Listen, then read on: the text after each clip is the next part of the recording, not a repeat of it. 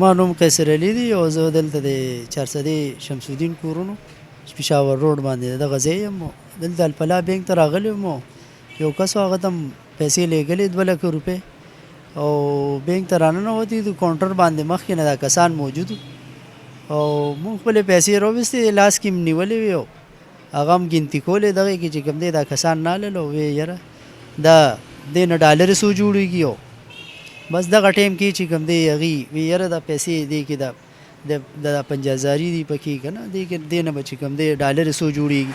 بس دغه ډالرو ټایم کې چې کوم دی هغه زما نه دا پیسې دغه کړي او دې نه مخکې یو خبر وکړه چې یاره پرس یې راویستې دغه پرس کې د دوبۍ ریال درهم و هر څه چې وي یاره دا زه مني چینج کوم نو ما ورته دلته د مردان نوټ باندې مني چینج والی بس دغه ټیم کې هغه زما د پیسو نه 60,000 روپۍ ویستلي دي بیا خو ما ته پته هم نه وه بینک عملي چې کوم دی بینک الفلاح والا منیجر چې کوم و هغه وبسې خدای چې دا کسان چې ودېدل نو هغوی وبسې اواز وکړو چې هلکه دا هلک رونیسئ بیا بار چې کوم سیکورټي والا و هغه مخکې نه ورته ګیټونه هر څه چې و هغه کیمره کې بار څه ریکارډینګ وي نو دغسې حالات موږ سره وشو 60,000 روپۍ موږ نه یوړ خو مطالبه دا ده چې موږ ته د خپل پیسې دي موږ ته خپلې پیسې میلو شي دغه بینک والا پیشي او د چې کوم سیکورټي ده هغوی کم از کم د دې سیز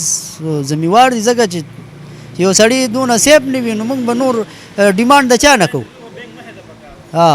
ډیمانډ به د چا نه کوو هم د دې بینک والا او د دې سیکورټي والا نه به هېڅ چا مو نه کوو بار چې کوم دی موږ خو د بار حالاتو نه خبر نو چې بار سیکورټي والا کوم ولاړو چې هغه څه رد عمل پې کړی دی څه ایکشن یې پې اخیستی دی نه دی اخیستی هغه به کیمره کې بیا د هغې فوټیجر یو شي موجود دی ریکارډینګ او دغه حالات دي په بینک دننه چې یعنې موږ یو سړی سیف نی نو دا خو بیا ډېره د افسوس خبره چې کم از کم په لاره کې یو سړی دونه حالاتو نه راشي او بیا بینک ته راننوځي د سیکورټي د چک اور یو څیز باوجود بیا سړی خپلې پیسې نشي ګنتي کولی او لکه کم از کم بیا خو دی له پکار چې بل یو سړی راځي او کس سره دخل ساتي نو سیکورټي له خو پکار چې ورته ووایي چې وایي ستا د سره څه دغه دی کم از کم وبیل خو په کار وکړ زه په بینک کې ناست وم ما ته خدای شته دا پته هم نه وه چې د زما نه پیسې ویستلي دي خو دې کسانو بیا لیدلي دې بینک عملې والا چې دې کس د ده نه پیسې واخیستې یو مونږ خو خپل په ټینشن کې وو چې یاره به یې پیسې ګنتي کړو چې ده ته پیسې په کاونټر ور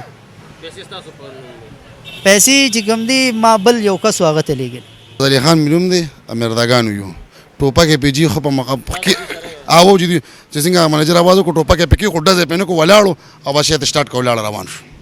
دغه بس موږ په خپلو سترګو ټولو کسان ولیدل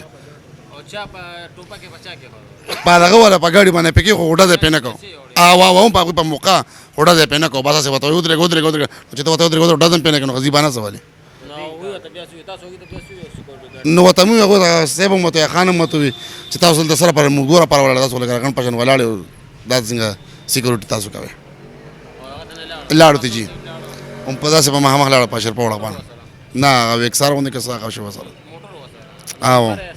نه جي نه نمبر نه جي موږ بس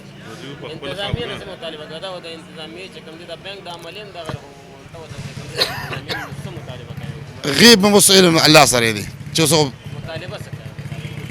نو بس اوس تاسو موږ جیاس بس جټو موږ پیګم داسې نه تاسو په خپل